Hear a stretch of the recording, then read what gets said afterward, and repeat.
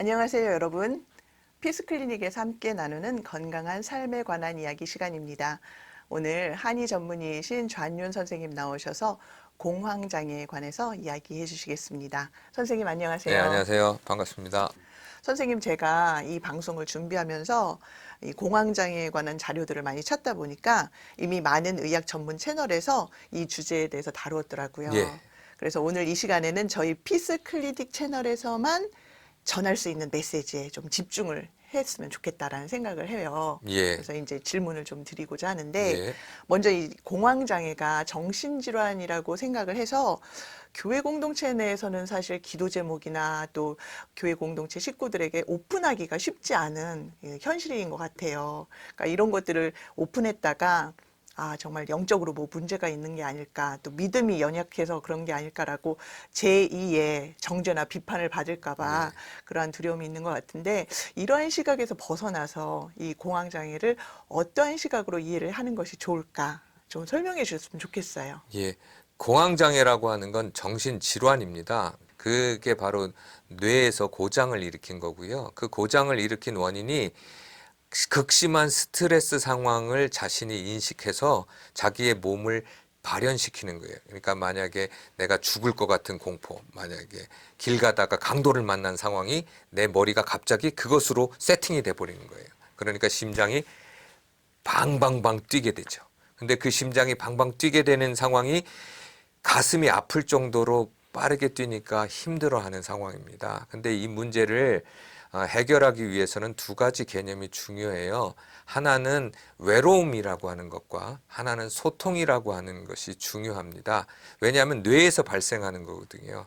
근데 현대인은 늘 혼자라는 생각을 많이 갖게 돼요. 특별히 어렵고 힘들고 지치면 나 혼자만 이런 고통을 당하고 있고 나만 고생하는 것 같고 주변의 사람들이 나에게 관심이 없고 그리고 나 홀로 살고 있다는 생각이 들기 때문에 그런 외로움이 극심한 스트레스를 만들고 그것이 정기적으로 루틴화되면 뇌에서 일상의 자극을 통해서 그것이 자동으로 발현하게 됩니다. 그래서 문제가 발생하는 거고요. 두 번째는 공황장애의 가장 큰 문제는 소통의 문제가 있어요. 이렇게 힘들고 외로운데 누군가에게 얘기할 수 없다는 거죠. 그런데 얘기를 하려고 해도 상대방이 너무나 믿음으로 끌고 간다든지 아니면 기도로 끌고 간다든지 아니면 공동체에서 다 해결할 수 있어 라고 끌고 가는 거예요. 이거는 이미 그런 상태를 넘은 사람들인데 그게 그냥 고민 정도가 아니라 병으로 나타난 상황인데 그걸 무시하고 그냥 그렇게 할 수 있다고 강압적으로 사람들에게 말하거나 그 사람을 깎아내리니까 소통이 되지 않는 거예요. 그렇게 되면 될수록 자기 자신과 이야기하거든요. 그러니까 남과 이야기를 못하고 자기 자신과 이야기를 하니까 더더욱 상황이 커져 보이게 됩니다. 조그만 자극이 점점점 울려서 커지게 되고 그것이 발작 정도까지 발생하게 되면 자기가 컨트롤할 수 없는 상황이 되는 거죠. 그게 병인 거예요. 그런데 교회라고 하는 곳은 믿음을 강조하고 또 같은 식구라고 하면서 같이 기도하는 것. 특별히 병을 놓고 기도하면 고쳐진다. 이게 참 애매한 말이거든요. 중보 기도하면 된다고 생각해서 병에 대해서 올리면 그것이 소문이 돼서 자기한테 돌아온다든지. 그리고 의료라고 하는 측면을 인정해야 되는데 그게 그냥 기도로 모든 게 다 해결되는 것처럼 가는 것 또한 문제이거든요. 이런 정신질환은 특별히 이 문제가 교회와 부딪히는 경우가 많고 개인이 그것에 대한 갈등이 많기 때문에 실제로 종교인들, 특별히 목사님이나 승려나 뭐 아니면 신부님이나 이런 병을 갖고 있으면서도 불구하고 드러내지 않는 경우가 되게 많습니다. 그 이유는 병을 병으로 보지 않고 그거를 신앙의 정도로 본다든지 아니면 믿음의 정도로 보는 그 자체의 시각이 잘못된 거지 병이 잘못된 건 아니거든요. 그래서 그 문제를 그런 시각으로 바라보게 되면 해결점들이 공동체 안에서 나올 수 있는 거죠. 그리고 또한 공동체 안의 의료인들도 그런 얘기를 전문적인 식견에서 얘기할 수 있어요. 지금 참 중요한 말씀을 해주셔서 듣다 보니까 교회 리더들 또 목사님들 좀 소통과 외로움의 부분 이것이 공황장애를 일으키는 그 가장 중요한 원인 중에 하나라고 보았을 때 정말 누구도 거기에 대해서는 예외가 될 수 없겠다라는 그럼요. 예. 그런 생각을 해봐요. 그런데 이제 공황장애에 관한 어떤 발작이다. 자기의 그 몸에 증상이 나타나게 되었을 때 아직까지는 이제 정신과적 그 치료를 조금 거부하시고 이렇게 한의 쪽이나 어떤 다른 방법으로 나는 치료를 받고 싶다. 왜냐하면 이쪽은 치료 약물이 너무 부작용이 많을 것 같아. 라는 어떤 그런 생각들로 인해서 환자들이 그쪽을 좀 기피하시는 경향이 아직까지도 있어 보이는 것 같아요. 제가 봤었을 때는. 이러한 부분에 대해서는 선생님은 어떻게 이야기해 주시겠어요? 예, 좋은 질문인데요. 양방적 사고와 한방적 사고 혹은 양방적 치료와 한방적 치료 이걸 둘로 나눠서 어느 게 좋고 어느 게 나쁘다라고 생각하는 이런 사고 패턴이 우리 사회에는 대단히 많이 있습니다. 그런데 인간의 몸은 양방적 사고나 양방적 치료나 한방적 사고나 한방적 치료가 나눠 있지 않아요. 그냥 하나의 몸을 보고 우리가 치료를 하는 겁니다. 만약 내가 양방적 치료를 받고 있어요. 정신과적 치료를 받고 있는데 그 치료가 잘 되지 않고 조금 부족한 분들이 생기고 있어요. 그러면 이런 부족한 부분을 한방에서는 어떻게 도와주지 않을까? 그래서 한방 치료를 받는 이런 개념으로 가야 되고요. 만약 자기가 한방 치료를 받고 있는데 공황 발작이 잘 치료되지 않아요. 그러면 양방적 도움을 좀 받아야 되겠네라고 해서 선택을 하면서 치료를 하려고 하는 의지가 본인에게 있어야 되는데 대부분은 그거를 OX 문제로 풉니다. 양방에서 먹는 약이 부작용이 많아. 그러니까 나는 한방을 할 거야. 그러면 한방에서 먹고 있는 약은 부작용이 없을까요? 그건 또 아니거든요. 문제는 그 사람의 몸에 맞는 것이 무엇인지를 전문가적 식견을 보고 그것을 어떻게 적용하고 환자와 의사소통을 하면서 라포를 형성하고 그 문제를 해결할 수 있는가가 중요한 것인데 대부분은 이분법적 생각을 한다는 거죠. 몸이 하나인데 다른 치료라는 게 있을 수 없고요. 각자 노력하는 부분에서 그 환자를 얼마나 치료로 낫게 할 수 있는가를 노력하는 거죠. 그래서 생각이 다르고 방법이 다르니까 그런 거에 대한 보완점들을 생각해서 환자 스스로 선택하는 훈련을 해야지 상호 보완적이지 상호 적대적이지 않습니다. 어떤 치료든지 그 사람 몸에 맞는 치료는 있을 거예요.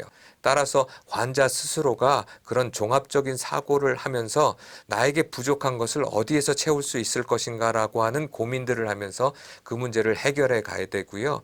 특별히 정신과적인 문제라고 하는 것은 기계로 측정하기가 굉장히 어렵습니다. 따라서 이 문제를 객관적으로 치료한다는 그 자체가 어렵기 때문에 약물 치료라는 것과 인지 치료라는 것과 또 뇌에 있는 정기적 자극을 주는 치료가 공황 발작에서 많이 사용되는데 그것 말고도 명상이라든가 식생활 개선이라든가 장을 개선한다든가 자기가 가지고 있는 여러 생리적인 문제들을 해결하면 좋아질 경우도 있거든요.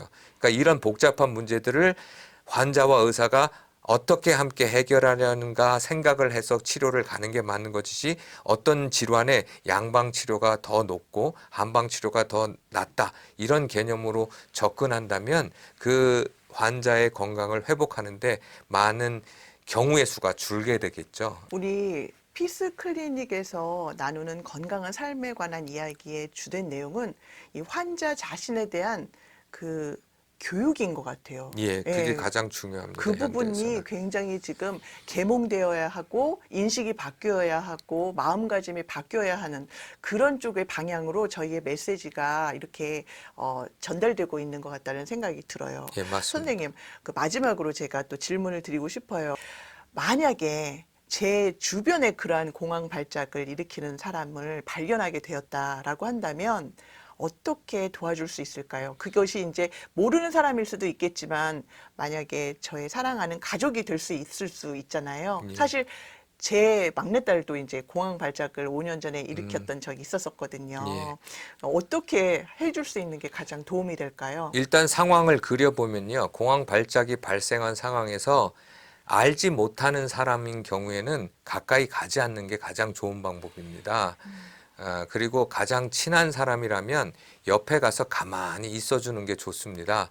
왜냐하면 공황 발작이 발정했을 때 심한 경우에는 생각할 수가 없거든요. 아무런 생각이 예, 안 날 그냥 정도로. 일단 죽을 것 같고 힘들고 어려운데 누군가 옆에서 말을 한다고 그 말이 들리지가 않거든요. 그러니까 옆에서 가만히 있거나 그 환자의 상태를 봐서 조금 누그러든다면 안아주거나 아니면 만져주는 정도를 하는 것이 좋고요. 공황 발작을 갖고 있는 사람들은 양방에서 처방한 발작 증상에 먹는 약을 이미 갖고 다닙니다. 따라서 물 한 컵을 줘서 그걸 먹게 한다든지 스스로 먹을 때 물 달라고 그러면 물을 도와준다든지 해야지 그것을 478이라고 하는 그 호흡법이 있는데 옆에서 478 있잖아. 숨을 4초간 들어 마시고 그다음 7초 참고 8초에 이 말을 못 들어요.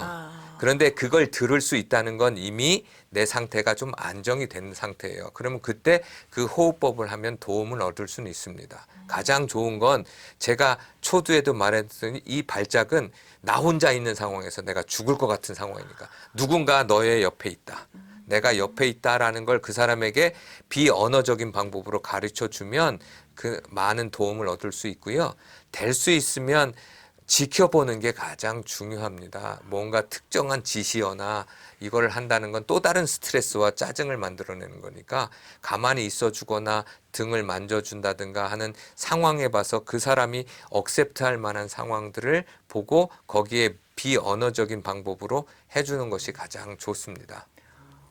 선생님 말씀 들으면서 5년 전에 제 모습이 떠오르는데 진짜 너무 반성도 많이 하고 너무 몰랐구나라는 생각도 들어요. 왜 우리가 막 기운 없고 디프레스 된 사람한테 기운 내, 힘내 이 말 절대 하면 안 된다고 그렇죠. 그러잖아요. 예. 근데 저희는 막 빨리 그 뭔가 상황을 회복하려고 하는 그런, 도와주고 싶어서 그런 일들을 하게 되는데 지금 선생님께서 말씀해 주신 그 교육 내용이 얼마나 지금 중요한가 다시 한번 생각을 해보았습니다. 누군가 내 옆에 같이 있어 주기만 해도 그 부분이 상당히 회복이 될 수 있는 상황이라는 거 말씀해 주셔서 너무 감사하고요. 선생님 오늘 이렇게 말씀을 또 공황장애에 대해서 저희가 알지 못했던 또 그렇지만 너무나 알아야 하는 중요한 부분들을 이렇게 일목요연하게 잘 설명해 주셔서 너무 감사합니다. 인간의 연약함 때문에 늘 염려하고 걱정하고 또 근심하고 불안하고 두려워하는 저희들을 깊이 공감해 주시는 하나님 아버지의 그 초청하심이 오늘도 있는 것 같습니다. 베드로전서 5장 7절의 말씀이지요. 너희의 염려를 다 주께 맡기라. 이는 그가 너희를 돌보심이라. 이러한 하나님의 세밀한 돌보심이 저와 여러분에게 오늘도 진하게 경험되는 하루였으면 좋겠습니다. 선생님 오늘도 너무나 귀한 말씀 감사합니다. 예, 감사합니다. 감사합니다.